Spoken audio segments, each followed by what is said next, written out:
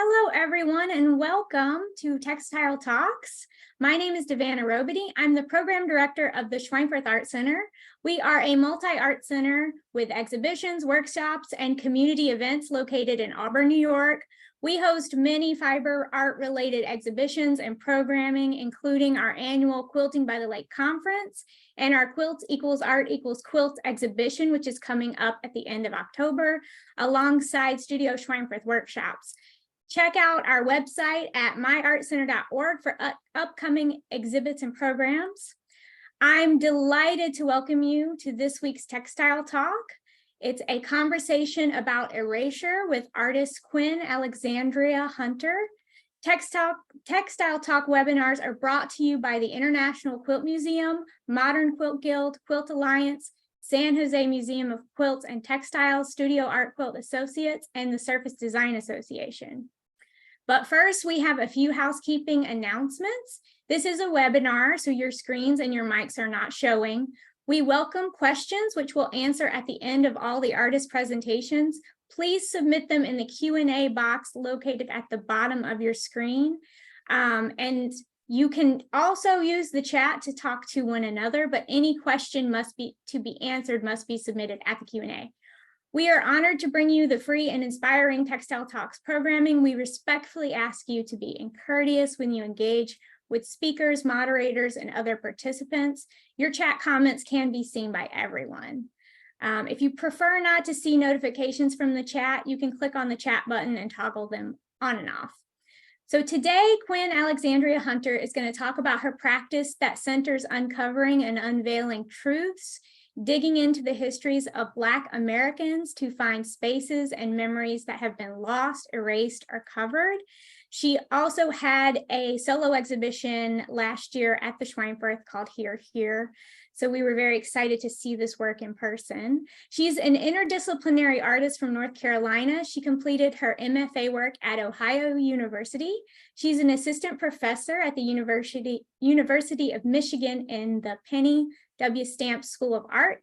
She's a recipient of the I. Hollis Perry and Perry Billman Award 2019. She's the 2020 artist in residence at Chautauqua and a 2020 and 2021 Wayne State Artist in Residence, and the International Sculpture Center's 2019 Outstanding Student Achievement Awardee in Contemporary Sculpture. So welcome, Quinn. We're so excited to hear about your work today. Thank you. It's really exciting to be here.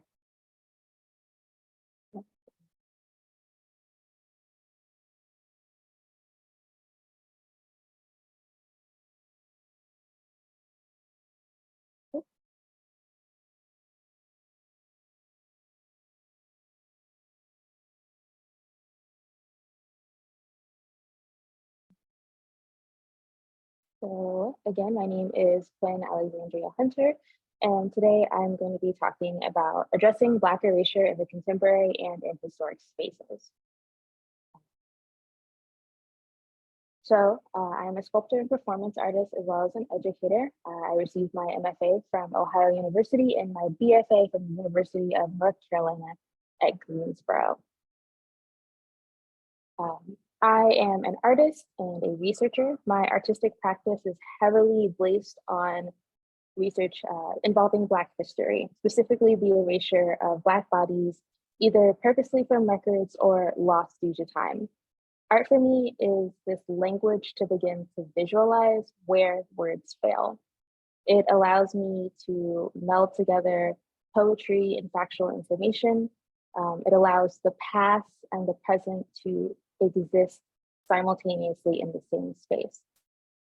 For me, art allows access to cultural memory, the ability to layer beauty and immense pain. For me, art makes history tangible. So I want to start by talking about a non-fiber work, but it is a work that really set me on the path of making in the way that I make today. And that work and project is really centered around Christopher Davis. So Christopher Davis is a man who lived in Athens, Ohio, back in the early 1800s, mid 1800s.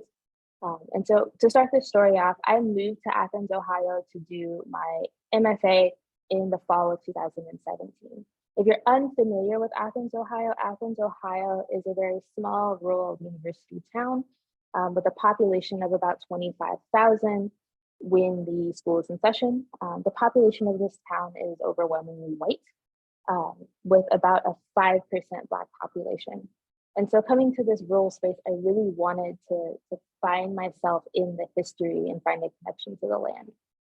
And so when looking into the history of Athens, I found a lot of great things, a lot of positive things that were sort of recognized officially by the town, including the Berry Hotel, which was the first African-American owned hotel, as well as the historic Mount Zion Baptist Church. Each of these spaces were marked by a bronze plaque to really sort of recognize this important history of this town. And I kept digging. And what I found was the story of Christopher Davis, printed in articles that were from across the state at the time. Christopher Davis was a Black man that lived in Albany, Ohio, who was accused of assaulting a white woman. Upon his arrest, he was held in the Athens County jail, where he was broken out and lynched by a white mob on November 21st, 1881. So upon learning about this information, I went to look for the site. I went to look for a marker of the space, and I didn't find one. In fact, I didn't find a single acknowledgement of the lynching that happened and where it happened, which was actually in the center of Ohio University's present-day campus. It's important to know that Ohio University was founded in 1809, meaning that by 1881, the university was well established. So knowing this information, I couldn't let Davis's memory and the circumstances of his death continue to exist in obscurity. So I decided to sort of take it upon myself to write Davis's story back into the narrative of this town. And so this is the bridge that Davis was hung from. It is right in the center of Ohio University's present-day campus. So the river was moved in the early 1900s. So knowing this information, I poured a bronze plaque and guerrilla installed it on Ohio University's campus on the night of November 25th, 2017. The plaque stayed in place for about 19 months. During that time, a local group took notice and began the formal process of getting an official state recognizer for Christopher Davis. And that plaque was actually installed in July of 2020. So now the lynching of Christopher Davis is officially recognized by the state of Ohio, Ohio University, and it is in the National Memorial for Peace and Justice in Montgomery, Alabama. So all of these events really took place and played out over a 3-year period of time, from sort of knowing what happened in 2017 to its sort of ultimate placement in the summer of 2020. During this time, I began other research, looking into the way that other erasure was happening to Black bodies, and the way that that erasure impacts our contemporary use of spaces in the South. And really the Antebellum South became a reoccurrent space. So the history of the Antebellum South has been written and rewritten and romanticized over and over again since the 150 years of the close of the Civil War. It's being done in many different ways, including textbook rewriting, monuments, media, plantation tourism. All of these things are impacting the way that we see and contemporarily use land and spaces. So this is a postcard of Richmond, Virginia, looking straight down this corridor. You see what is called Monument Ave. Monument Avenue was home to several Confederate statues, the largest being the Robert E. Lee statue, which was removed, I want to say around this time last year officially. But on the right, you also see a movie poster. Gone with the Wind is one of the most recognizable and sort of well-critiqued films of the sort of antebellum period. This movie was released in 1939, and it's widely considered one of the best films created. This film romances the Southern Belle, the idyllic plantation, and the Civil War into the Reconstruction era. Both of these are examples of steps of erasure that impact the way that we see and romanticize the Antebellum South. So I just want to read the prologue of Gone with the Wind. So there was a land of cavaliers and cotton fields, called the Old South. Here in this pretty world, gallantry took its last bow. She was the last ever to be seen of knights and their ladies fair, of master and slave. Look for it only in books, for it is no more than a dream remembered, a civilization gone with the wind. And so you can see the sort of floral language that's being painted here. There's this longing and this nostalgia for it. And this nostalgia, it impacts the way that we use and see these spaces today. And I want to be very clear when I say spaces, I am referring to Southern plantations and the profit of enslavement of Black people. So today, many of these sites are used as wedding venues.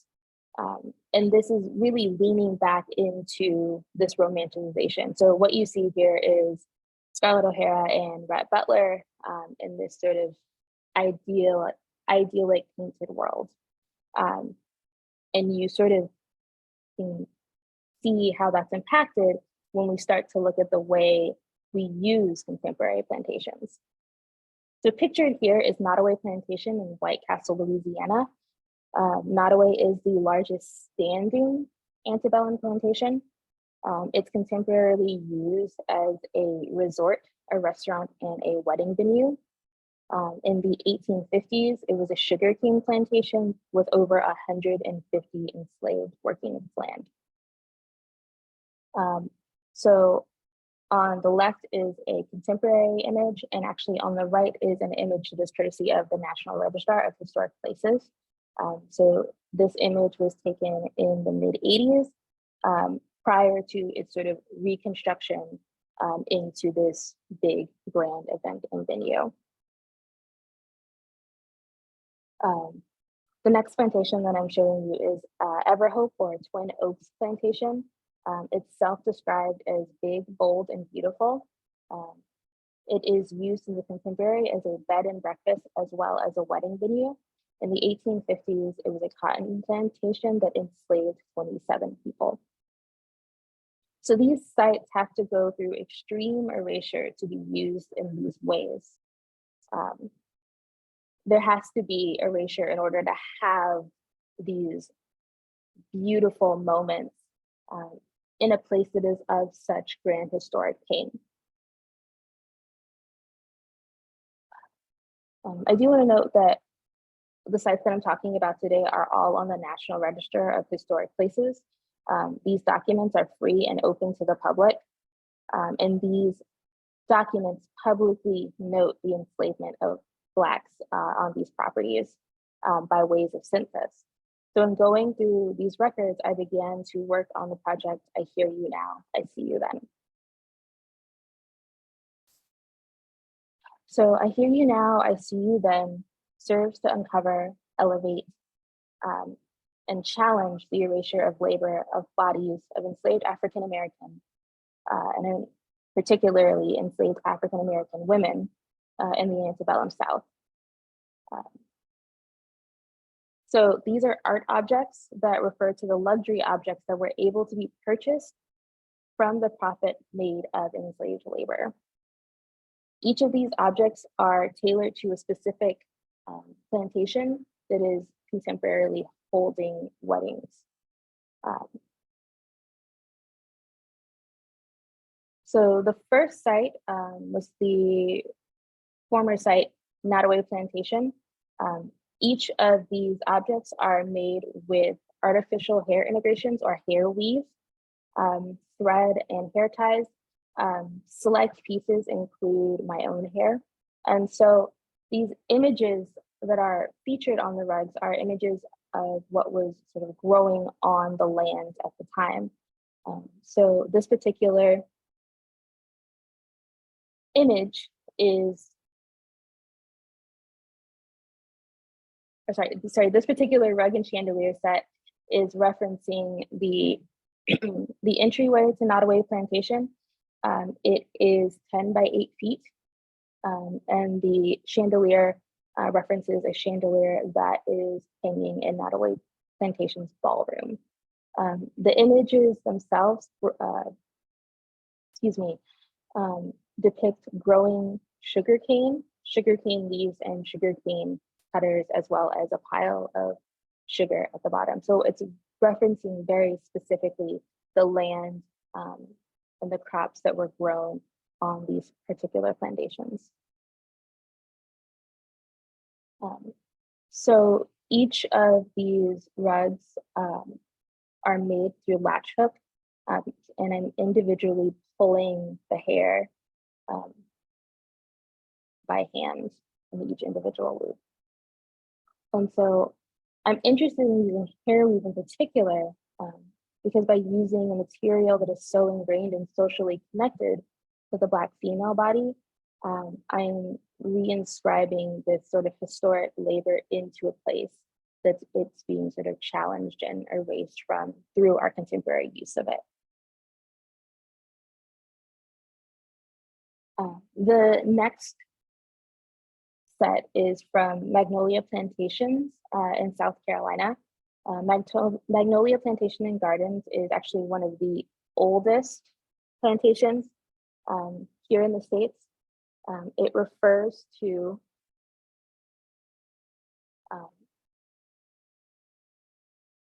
the sort of over 300 years that this plantation has sort of existed in this space.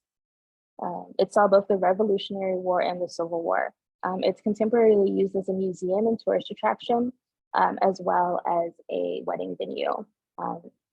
There is this sort of duality that's happening with Magnolia Plantation and Gardens, in which it is a museum, but still allows weddings to be held on its property.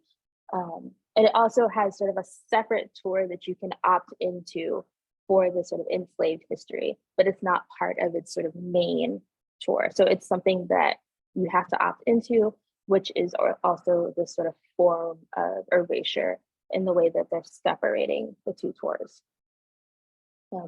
So this particular rug and chandelier set refers to the dining room that is in the Magnolia Plantations and Gardens. It depicts sort of abstracted growing rice plants, as well as piles of bleached white rice and sort of strands of the leaves of the plant as well. And then there's a close-up view. And then last but not least is sort of the Twin Oaks Plantation. So Twin Oaks, Everhope, was a cotton plantation. And this particular set refers to the hallway that is in the upstairs of Quinn Oaks Everhope Plantation. This particular piece is 3 feet wide and about 8 feet long.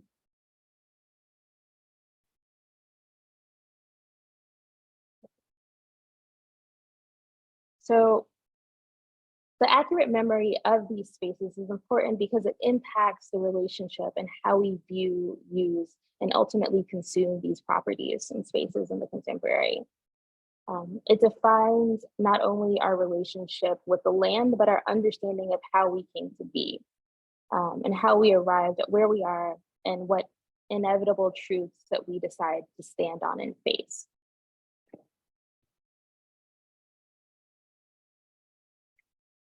So the next project that I want to share with you all is the project that I've been working on for the past 3.5, 4 years. This project is Paradise, the Myth of a Liberal North. So I'm currently residing in Detroit, and it is this really sort of wonderful city that is rich in history. But what really drew my focus is the destruction of 2 historic Black neighborhoods in the 1950s.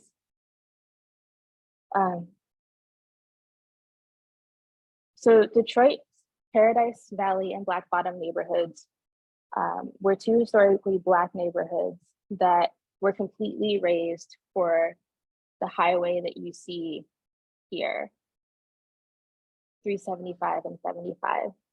These 2 neighborhoods were full of life and families and businesses, and were completely decimated for this highway construction. And it didn't just happen in Detroit, it happened in Cleveland, it happened in New York, it happened in Chicago. And so really Detroit is this sort of pinpoint study in which this happened across the country. So looking into this research and looking into this work, I came across images of Black Bottom and Paradise Valley prior to its destruction. These images are available in the Detroit Public Archive and the Detroit Public Library. These are the images that were taken prior to its razing, and they were what were used to justify its razing.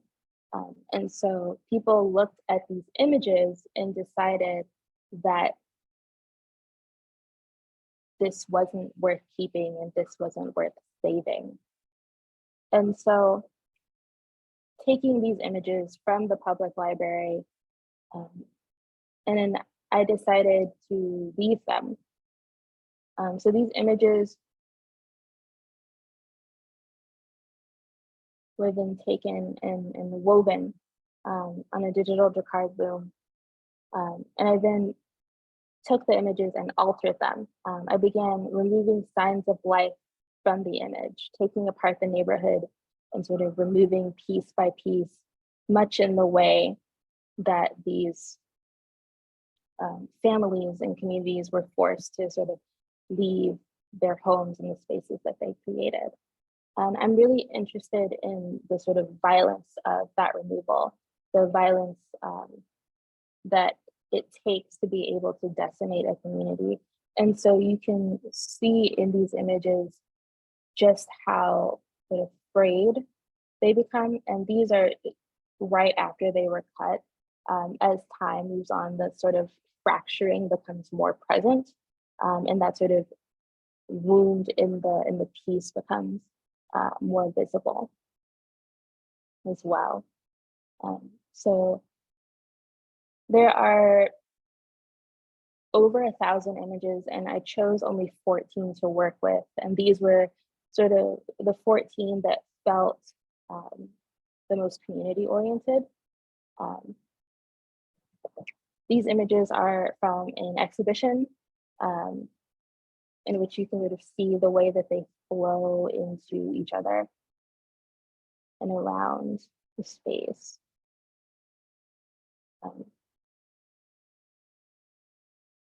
So just because these people were forced to move doesn't mean that they disappeared, right? They didn't just go poof into the ether, right? They went somewhere else. And so really this project was about talking and imagining where that somewhere else could be. And so every positive every negative in these images is a positive somewhere else in the exhibition, somewhere else in the series. And so with that in mind, I began to reconfigure and the removed parts of the tapestry to show the community leaving, to really bring and visualize that story that's being removed, what it means for a community to literally put everything that they have on their backs. And really the absurdity that it is to displace an entire neighborhood and an entire community. When I say razed, I mean that these streets no longer exist. When you plug in the addresses of these homes, you get a roundabout as to where they were, but it's completely gone. And showing these empty homes, this forced migration, this sort of exodus into essentially nothing, right? And so I began to get this idea of sort of speculating and sort of speculating what happened to this community and the dispersal. And so the speculation leads to the idea of paradise and in finding paradise. The names of these neighborhoods were, Paradise Valley, and many African Americans and other sort of ethnic groups moved to the north in this idea of sort of finding more, right, after Reconstruction and during the Great Migration. And so this idea that this neighborhood was supposed to be paradise. And so the idea of the sort of exodus into, and it's really sort of caused by the shift in the work is caused by this sort of stark line that's running through this piece here. And so the idea of this sort of exit into, and this entrance into a new place and a new world, and this sort of shift of not exiting, but entering into paradise. And this idea that this community and this family and these people were able to reunite, to sort of exist permanently, to rebuild homes, to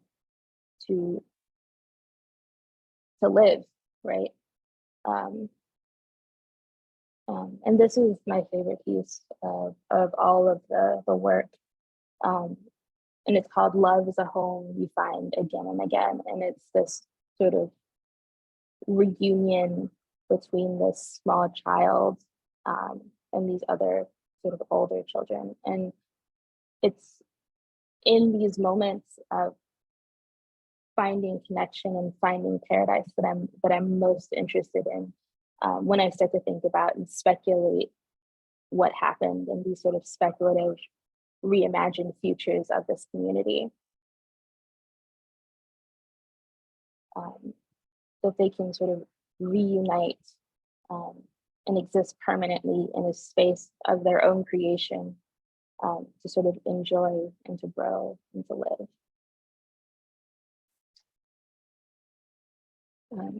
So these are a couple of close-ups of these surfaces. They are appliqued on, and then each of these beads are sort of hand sewn to the matrix as well.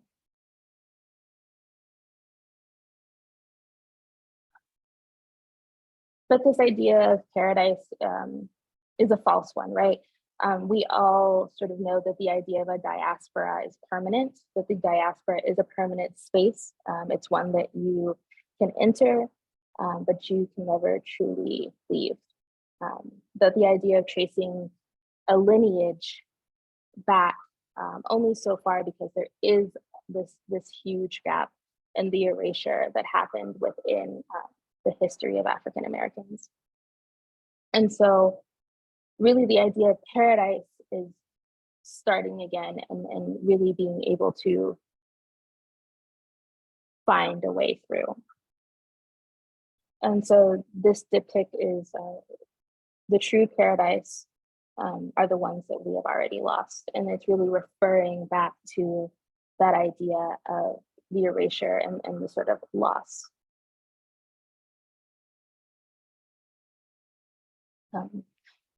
So here is another sort of close-up of these two pieces.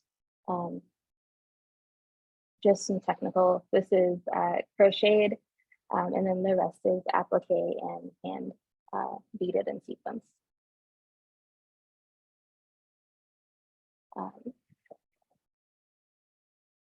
So this particular work exists in two parts: the black and white tapestries, the sort of green paradise pieces, and then the sort of last larger installation piece that sort of exists as this homage to sort of the empty space that is paradise, but also the idea that paradise is sort of waiting, that it's sort of inviting you in, that it is a space that can be filled. And so this particular work is activated with a performance.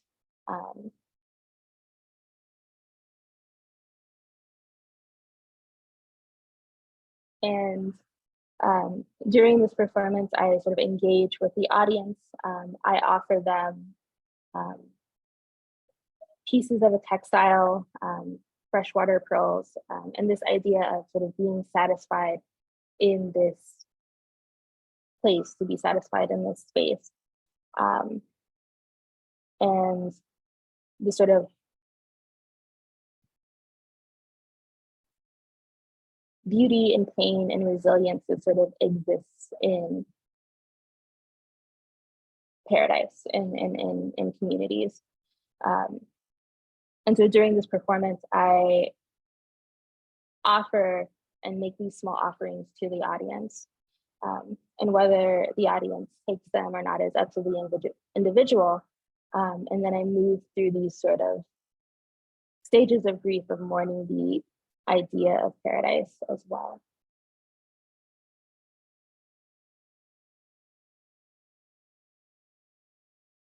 And so I do want to share with you all a couple of images. And there's something that I didn't expect from the show or from the work, but it's these images of these small children existing in this space and existing with the work. And it was quite sort of endearing in this way that they found joy in this sort of amazing and incredible way, that while others were sort of taken aback and unable to sort of enter into the space, or unwilling to enter into the space, these children sort of ran in, picked up, put on this little video, like put on pieces and found this joy. And so much of this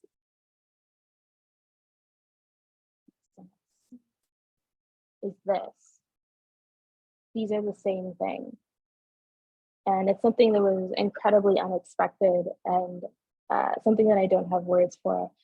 But it makes me think about the way that I think about paradise as unattainable, but that they're the ones that are finding it right there. Okay, so I exist at the crossroads of art and research, of the past, the present, of sculpture and performance and textile. I am an individual, but I am also part of a larger community. This is some sort of in progress work of that sort of larger tapestry. And I can't say that I make these works on my own. I read a lot. These are a lot of the books that are stacked in the studio. These are the people that support the work that I do, that help me install, that help me make, that help me photograph. So we are often asked to show up, to help out, to give what we can. I ask that we remember. Remembering is an active thing that we must do, not only not to forget, but it is a way that we can combat erasure together, as students, as educators, as artists, as people. As a community, as long as we remember, as long as someone somewhere remembers, then maybe we as a society won't forget. Thank you. Thank you so much, Quinn, for that. Before we get into the audience questions, I have a few questions for you.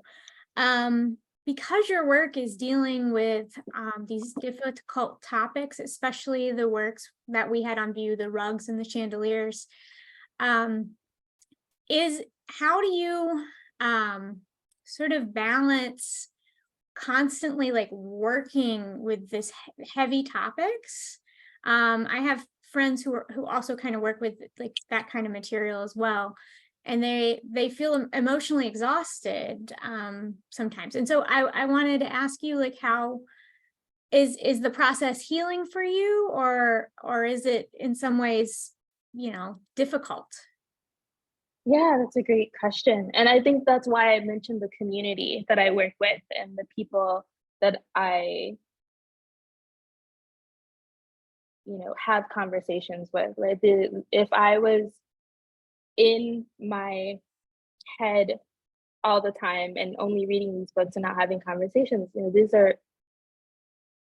really hard topics, right? Like these are the worst parts of our history. And for me, working with them is hard, but it feels important. It feels important to talk about it, because in talking about it, there's healing, right? There's coming to face, what was done, how it impacts us, and how we can move forward, and having those conversations, and it facilitates those conversations. So I feel that in working with it and sort of, talking about it, that it changes and really moves us forward, right? We haven't really had the talk, right? Like we haven't really come to terms with what happened, 300 years ago. And so I think in having these conversations, it allows for healing to start to take place. And the idea of paradise and moving into that paradise is really the idea of healing, right? Like that we can shift into that modality. And I think that's why I found those children playing in the exhibition so stark and shocking, but also amazing and beautiful, because they felt it, right? They were not sort of held down by that history in that way yet, and that what they saw and what they had in that moment, I think that was everything that I wanted out of that work, right? It makes me think that paradise is a little bit closer. Yeah. So can you tell me a little bit more about your research process and how you find ideas? Yeah. So my research process, I start pretty wide. I love, to hang out in archives and talk with archivists. They know where all the good stuff is. And so for me, it's about finding the one thing that was mentioned, 40 years ago, actually 40 years ago isn't that long ago anymore, but like the thing that was mentioned briefly in a headline, right? It's those sorts of things that start to capture my interest. And so particularly with the sort of Black Bottom, Paradise Valley, I kept hearing like, oh yeah, that neighborhood there that was like once there, you know, like, oh, you know, like this wasn't always here. And so it's like, well, what was here? And so for me, it's sort of finding those keywords and then taking them to a librarian and asking like, hey, what do you know about this? Or is there something that you can point me to? And so that's where it starts. And then I also try to approach things that I feel comfortable with having a voice in. So with Black Bottom and Paradise Valley, I actually had relatives that were impacted with the highways cut through the neighborhood. I have had a cousin whose block was cut by the highway, and she would always say when the block was long. And so like there's this erasure that's happening, and I think that's what I'm most interested in, is the stories that don't get told. Yeah. And then, you know, that dovetails onto my next question is, how do you decide what an artwork becomes? So like you have, you know, this one body of work where it needs to be a chandelier, it needs to be a rug that tells the story, and it needs to be woven and on a jacquard loom, and that's what's going to tell the story. Or it needs to be a performance, or it needs to be a sculpture, it needs to be an object. How do you condense these ideas into and organize them into what they're gonna be? Oh, I think for me, I start with the story, and I start with the parts of the story that feel the most sort of easiest to translate into a piece of work. And then I start to think about how and what would best translate that piece of work.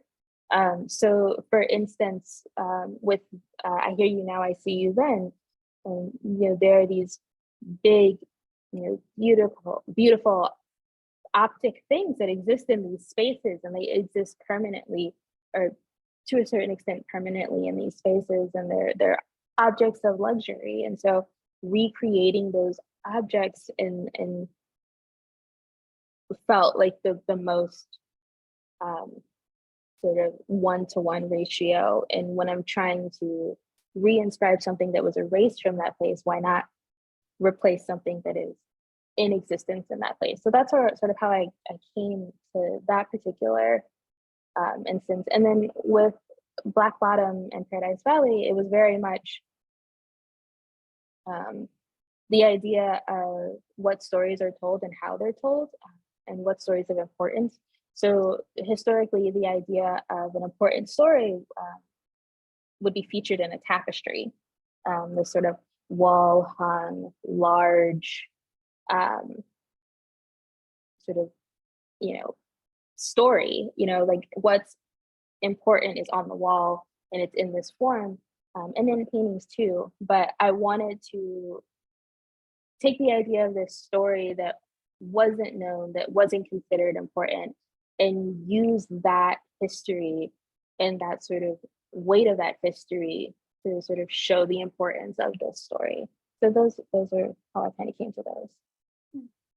And then I wanted to ask you a little bit about time spent and process, particularly starting with the rugs, but then I want to hear about, you know, Paradise Valley work, because I know you started getting, well, I'll get to the Paradise Valley, but, you know, how long did it take? And tell us a little bit about the labor and why labor may be important or not important to you in your work.